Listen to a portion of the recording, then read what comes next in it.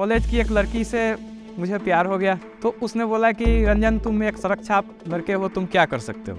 कुछ नहीं कर सकते। मैंने सोच लिया कि भाई अब करूँगा तो ए ग्रेड जॉब ही करूँगा।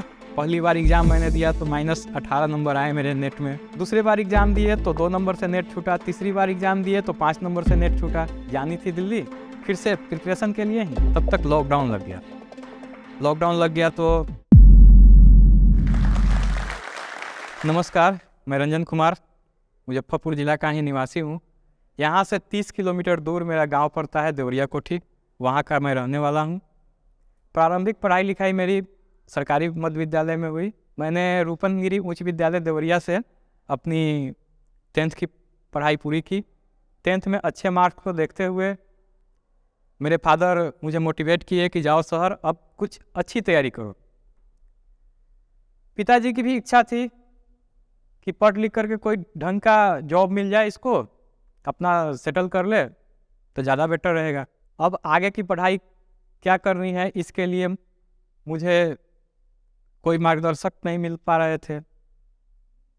तो एक LS कॉलेज के सुरेंद्र राय सर हैं, उन्होंने कहा कि ग्रेजुएशन कर लो फिजिक्स से और मेरे यहाँ कोचिंग कर लो, कारण कि कॉलेज में पढ़ाई नियमित नहीं चलती है। तो मैंने उनके यहाँ जा कर के और BSc की पढ़ाई पूरी की। BSc के बाद अब बहुत सारे रास्ते खुल जाते हैं बच्चों के पास। ये जॉब की वैकेंसी है, SSC है, रेलवे है, बैंकिंग है, इत्यादि की तैयारी आप कर सकते हैं। मेरे एक गांव वाले का सिलेक्शन इसी बीच बैंकिंग में हो गया था। उनका फ़ोटो वोटो छपा पेपर में, तो पिताजी काफ़ी मोटिवेट किए मुझे कि तुम अब बैंकिंग की तैयारी शुरू कर दो। तो फिर लगा कि भाई बैंकिंग, हम लोग तो साइंस फील्ड के थे, फिजिक्स केमिस्ट्री मैथ्स को जानने वाले थे। अब बैंक में थोड़ा सा रीजनिंग और बिजनेस के बारे में जानकारी हमको नहीं थी। तो फिर मैंने उसको स्किप किया, वहीं पे छोड़ा और MSc में एडमिशन ले लिया। MSc फर्स्ट सेमेस्टर के एग्ज़ाम में मेरे काफ़ी अच्छे मार्क्स आए।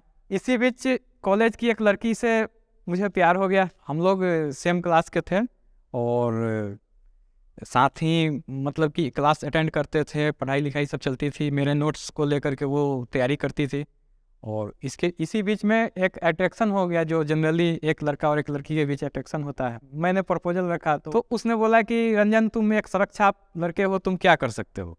कुछ नहीं कर सकते। मैंने सोच लिया कि भाई अब करूँगा तो ए ग्रेड जॉब ही करूँगा, ये टीचर वगैरह की जॉब नहीं करूँगा या फिर बैंकिंग SSC रेलवे की जॉब नहीं करूँगा। तो मैं सोचा कि भाई बनूँगा तो अब ए ग्रेड ऑफिसर बनूँगा, बाद बाकी कोई जॉब नहीं करूँगा। इसी बीच जो हमारे रविंदर सर थे, वो उन्होंने काफ़ी मोटिवेट किया मुझे और यहाँ से दिल्ली तक का सफ़र तय करने में उनका काफ़ी योगदान रहा। फिर दिल्ली जा कर के मैंने नेट की तैयारी शुरू की। वहाँ पे मेरे बेसिक कंसेप्ट काफ़ी कमज़ोर थे। बिहार विश्वविद्यालय के छात्र सिर्फ एग्ज़ाम पास करने के लिए पढ़ते हैं, लेकिन यहाँ से पढ़ करके नेट क्वालिफाई करना या फिर JRF करना एक मतलब धरती से आसमान की तरफ वाली बात हो जाती है। तो वहाँ पे मेरे बेसिक कंसेप्ट कमज़ोर थे। मैंने तैयारी शुरू की। जिया सराय है दिल्ली में, IIT दिल्ली के पास में, वहाँ पे पूरे भारत से बच्चे आते हैं नेट की तैयारी के लिए, जो फिजिकल साइंस से हो, केमिकल साइंस से हो या फिर ये लाइफ साइंस के हों। इनका एक हब वहाँ पे पहुँचती है पूरे भारत से। एक मिनी भारत वहाँ पे दिखाई देगा आपको अगर वहाँ जाइएगा तो वहाँ पे पूरे देश के बच्चे से मेरा सामना हुआ। एक कंपटीशन का माहौल बना और जो हम तो एक स्टेट यूनिवर्सिटी के विद्यार्थी थे, वहाँ पे सेंट्रल यूनिवर्सिटी से, IIT से बच्चे आकर के वहाँ पे तैयारी कर रहे थे। तो फिर मैंने अपनी तैयारी थोड़ा बेसिक कंसेप्ट क्लियर करते हुए शुरू की और कंटिन्यू किया। पहली बार एग्ज़ाम मैंने दिया तो -18 नंबर आए मेरे नेट में, तो उससे थोड़ा सा दुखी हुए, लेकिन कहें कि नहीं चलो शुरू करते हैं, माइनस से ही प्लस की तरफ जाना है। दूसरी बार एग्ज़ाम दिए तो 2 नंबर से नेट छूटा। तीसरी बार एग्ज़ाम दिए तो 5 नंबर से नेट छूटा। 2020 में मैं घर आ गया होली की छुट्टी में। तो ट्रेन थी मेरी, टिकट कंफर्म थी, जानी थी दिल्ली फिर से प्रिपरेशन के लिए ही। तब तक लॉकडाउन लग गया तो सारे चीज़ अस्त व्यस्त हो गए। फिर दिल्ली वाले सर बोले कि रंजन, मैं ऑनलाइन कोचिंग कर रहा हूँ, जो भी थोड़ा बहुत कंसेप्ट बचा हुआ है या फिर रिवीजन करना है वो ऑनलाइन कोचिंग से तुम कर लो ना।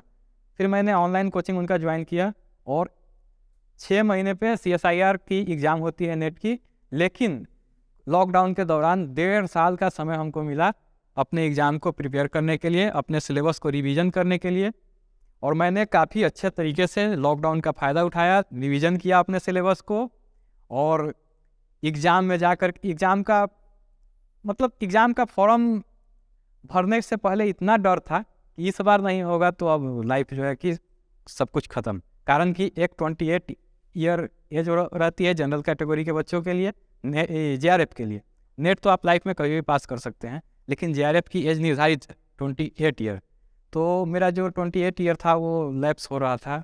तो फिर मैंने सोचा कि इस बार अगर JRF नहीं होगा तो अब कोई एग्ज़ाम नहीं देना है, अब ज़िंदगी यहीं पढ़ाई लिखाई यहीं छोड़ करके और चलना है, कुछ दूसरा करना है।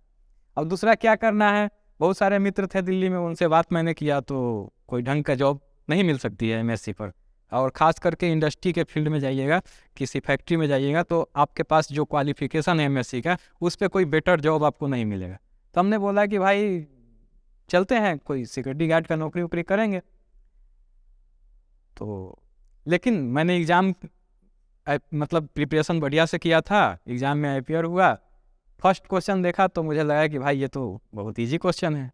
उसके बाद करते पार्ट C तक मैं पहुंचा और फाइनली मुझे ऑल ओवर इंडिया में 12th रैंक आई JRF में, और अभी BHU में रिसर्च स्कॉलर हैं। MSc के बाद जो नेट JRF की तैयारी की जो ऑप्शन आती है उससे बहुत लोग अनभिज्ञ रहते हैं, खासकर गांव में जो एक ग्रामीण परिवेश है वहाँ पे नेट का मतलब लोग नहीं समझ पाते हैं।